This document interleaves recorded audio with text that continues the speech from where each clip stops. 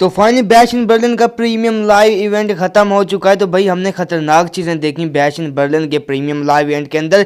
लेकिन सबसे बड़ा सवाल ये है कि भाई बैश इन बर्लिन के बाद जो प्रीमियम लाइव इवेंट आने वाला है WWE का बैड ब्लड, तो उसके लिए क्या कुछ प्लान्स होने वाले हैं WWE के, ये सारी स्टोरीज जो है वो किस तरह से जाने वाली है, ये सारी चीज़ें हम डिस्कस करने वाले हैं इस वीडियो के अंदर। तो भाई तुम लोगों ने क्या करना है, कुरकुरे वगैरह या लेस वगैरह कोई भी पापड़ वगैरह लेके बैठ जाओ, क्योंकि हम इस वीडियो के अंदर सारी की सारी चीज़ें डिस्कस करने वाले हैं। So without wasting any time let's begin this video. अच्छा पहले तुम लोगों को मैं बता दूं कि हम भी मैचेस का भी रिव्यू कर लेते हैं इस वीडियो के अंदर। सबसे पहले देखो भाई डोमिनिक मिस्टेरियो, लिव मॉर्गन का और रिया रिप्ली और डेमियन प्रिस्ट का मैच होता है यहाँ पर एक मिक्स टैग टीम मैच। तो इस मैच के अंदर बेसिकली यहाँ पर जीत होती हुई नजर आती है रिया रिप्ली और डेमियन प्रिस्ट की। अब जो प्लान्स हो सकते हैं बैड ब्लड के लिए वो कुछ इस तरह से हो सकते हैं कि WWE जा सकती है रिया रिप्ली वर्सेस लिव मॉर्गन के मैच के साथ में, क्योंकि तुम लोगों ने देखा है कि रिया रिप्ली ने पिन किया है विमेंस वर्ल्ड चैंपियन को, तो फॉर श्योर उन्हें एक मैच मिलने वाला है लिव मॉर्गन के अगेंस्ट।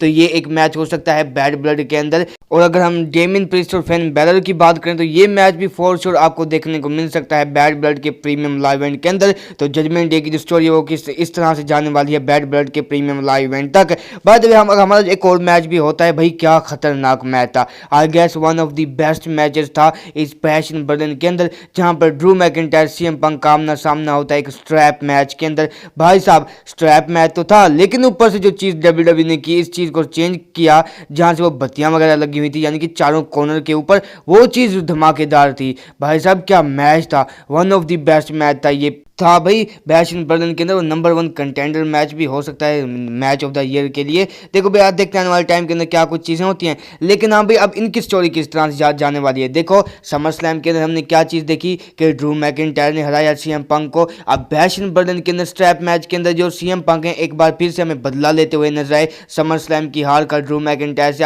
अब ये जो मैचेस हैं वो एक एक हो चुके हैं ना। अब क्या चीज़ होने वाली है बैड ब्लड के प्रीमियम लाइव इवेंट के अंदर। अब WWE बुक ऐसा करने वाली है कि बैड ब्लड के प्रीमियम लाइव इवेंट के अंदर ना ड्रू मैकिंटायर का आमना सामना होने वाला है CM पंक के अगेंस्ट, वो भी एक हेल इन ए सेल मैच के अंदर। जी हाँ भाई तुम लोगों ने ठीक सुना, बैड ब्लड के अंदर WWE करवाने वाली है CM पंक और ड्रू मैकिंटायर का मैच, वो भी एक hello in A cell match.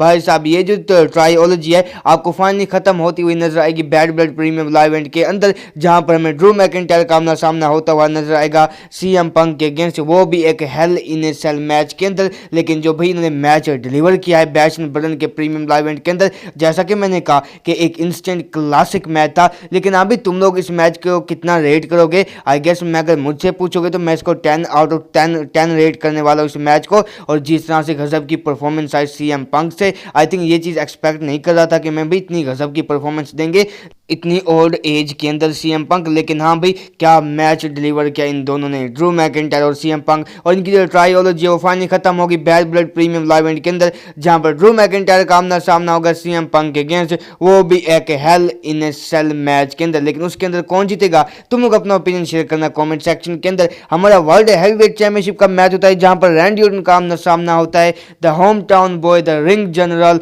The current world heavyweight champion Gunther के अगेंस्ट। भाई साहब क्या मैच था, एक फिजिकल बैटल था, जैसा कि हम लोग एक्सपेक्ट कर रहे थे कि हम भी वो उस तरह से मैच होना चाहिए और उसी तरह से हुआ जिस तरह से हम एक्सपेक्ट कर रहे थे। धमाकेदार मैच था, गजब का मैच था। लेकिन इन दी एंड क्या होता है, गुंथर इस मैच के अंदर सबमिशन से हमें इस मैच के अंदर जीतते हुए नजर आते हैं। जो रैंडी ऑर्टन है हमें पास आउट होते हुए नजर आते हैं इस मैच के अंदर। उससे जो गुंथर है अपनी चैंपियनशिप को रिटेन कर लेते हैं। लेकिन मैच खत्म होने के बाद ये दोनों भाई रिस्पेक्ट एक दूसरे को हमें देते हुए नजर आते हैं। लेकिन अब बात करते हैं फ्यूचर के बारे में। तो देखो भाई रैंडी ऑर्टन फॉर श्योर वो स्मैकडाउन के सुपरस्टार थे, तो अब वो एक बार फिर से दोबारा स्मैकडाउन के ऊपर जाने वाले हैं। अगर गुंथर की बात की जाए तो आने वाले मंडे नाइट रॉ के ऊपर हमें ये चीज़ें क्लियर होती हुई नजर आएंगी कि हाँ भाई गुंथर का जो नेक्स्ट अपोनेंट है वो कौन सा होने वाला है। अच्छा बाद में हम बात करते हैं शो के मेन इवेंट की। जैसा कि मैं तुम लोगों को साथ साथ वो भी चीज़ बता रहा हूँ कि भाई इनके प्लान्स क्या हैं, ये साथ साथ हम चीज़ें कवर कर रहे हैं इस वीडियो के अंदर। तो तुम लोग ये भी जान लो कि हाँ भाई कोडी रोड्स और केविन ओवेंस का मैच, भाई साहब ये कल के बैश इन बर्लिन का किक ऑफ और पहला मैच था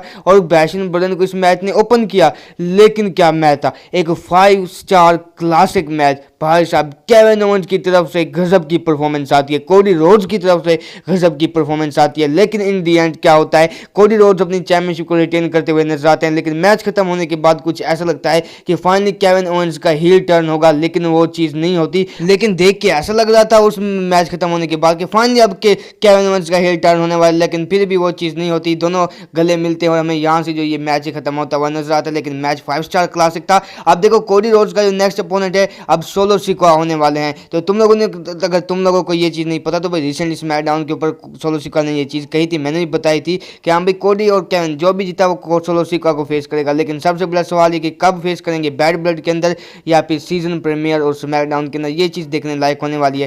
बाय द वे तुम लोगों के अकॉर्डिंग क्या कुछ प्लान्स हो सकते हैं आने वाले टाइम के अंदर, तुम लोग अपना ओपिनियन शेयर करना कमेंट सेक्शन के अंदर। वीडियो पसंद आई हो तो इसको लाइक शेयर सब्सक्राइब कर देना। मिलता हूँ नेक्स्ट वीडियो के अंदर, अपना बहुत सारा ख्याल रखना। Till then bye bye.